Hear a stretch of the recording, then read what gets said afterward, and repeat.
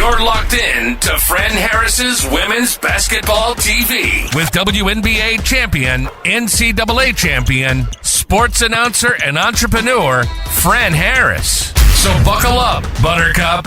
Here's the show. So it might get a little noisy, but I figured I should do this roundup, this recap of last night's final WNBA championship game in New York. Yes, I'm actually in New York right now. That is not a mirage. I'm actually in New York. I was not here for the game, but I did get here this morning because I've got some meetings for the next few days. Going to be here all week. So yeah, amazing game last night. I actually think in my video, my preview, I chose New York to win. I didn't think it was going to be the way it was. Let's keep it a whole buck. I did not think it was going to be the way it was, which was absolutely wild, but I did think New York might pull it out. So I want to talk about the positive stuff that happened in the game last night. You know, you saw the battling of two titans in our league. Those teams have been the best teams in our league all summer long, the entire 2024 season.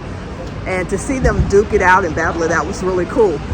I thought the bench, when I started thinking about why New York might win the game last night, it was because of the bench. I'm like, smart and brave move by Sandy Brondello to put in Thornton and Sabali, because I've seen it a million times. I've seen coaches get very tight and very sensitive and extremely scared and afraid to put their bench in big games.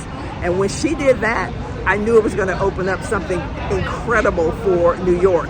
Number one, because those are two dogs coming off the bench. Two players who are proving something every time they hit the floor. Number two, because it's late. You guys have heard me talk about the winning the game of fatigue, right? Who's going to win the game of fatigue? Game 5 is nothing but a mental game. It's nothing but who's going to make fewer mistakes, who's going to be less tired, who's not going to give into fatigue. And when Sandy put those two players in, and they were fresh as hell, they were in the grill, they were playing like players who didn't play a whole lot, who had a lot to prove. I knew that was going to turn the coin. I knew it was going to turn everything around for New York. It was obvious. It had to. Everybody was dog tired. Let me repeat that. Everybody was dog tired in that game, and they needed some fresh energy in the game, and those two gave it. So obviously we know that Sabali is a great player from Oregon and has been riddled with injuries, and we know that Thornton, every time she gets in the game, something magical happens. But it took courage. It took courage in a game where you want to rely on your superstars, who, by the way, for New York, were not playing extremely well. They were not playing well except for Jonquel Jones. And you want to rely on them, but they weren't getting the job done. And the only way New York was going to win last night was by the hair of their chin, and that is with their reserves. And so shout out to Sabali and Thornton, and shout out to Sandy Brondello, and shout out to New York Liberty on winning their first championship in WNBA history. It's your girl, Fran Harris, former WNBA champion with the Houston Comets. It is finally here. Yes, the first novel set in the world of the WNBA. And it's got all the good stuff. It's got love, romance, true crime, forgiveness, redemption, all the stuff you love to see in great novels. If you love Terry McMillan and Waiting to Exhale, if you love Eric Jerome Dickey and all his madness, then you will love Houston by Morning. It's a story of 4 characters, a baller, an agent, a television personality, and a coach. And the way their lives collide into one another is a beautiful mess. Pick up a copy now on Amazon Kindle or at HoustonByMorning.com. There were so many opportunities I thought Minnesota had last night to put this away. I mean, let's start with the fact that they literally came in and punched New York. It was like, we're just missing y'all. I don't know what y'all been doing all season, but we're getting ready to win a championship.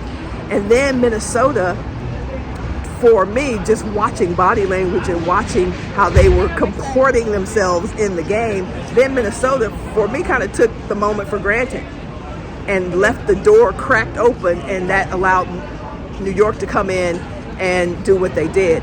So I thought Minnesota had so many opportunities to literally just like put it to bed, like literally just put New York out of their misery, and they didn't. And anytime you let a team who's at home playing for a championship back in the game, they're going to fight. They're fighting for their lives.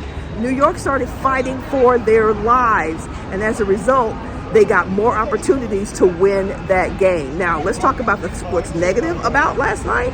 What's negative about last night is the fact that the officiating was horrible. I don't have to tell y'all that. Y'all watched it.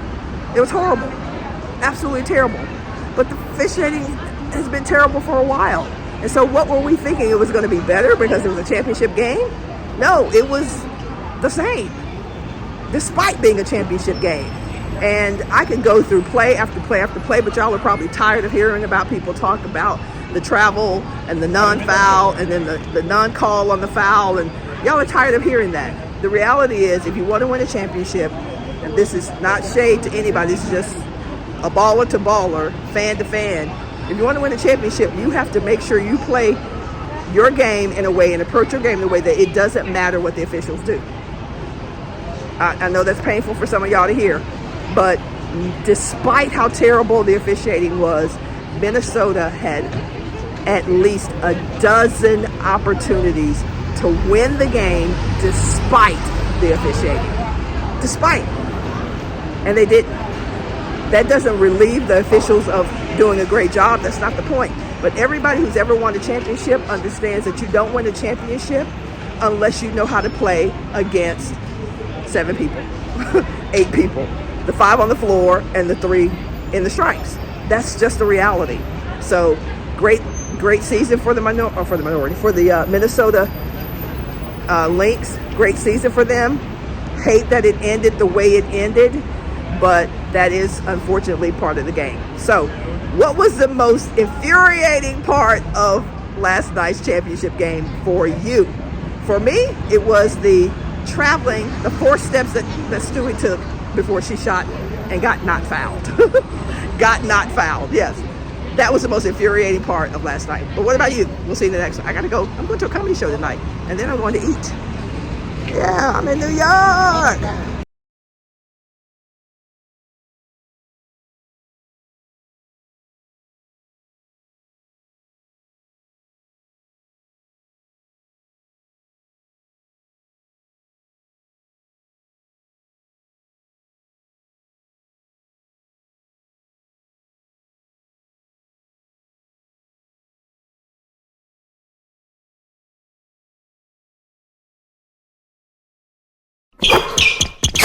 That's all for now.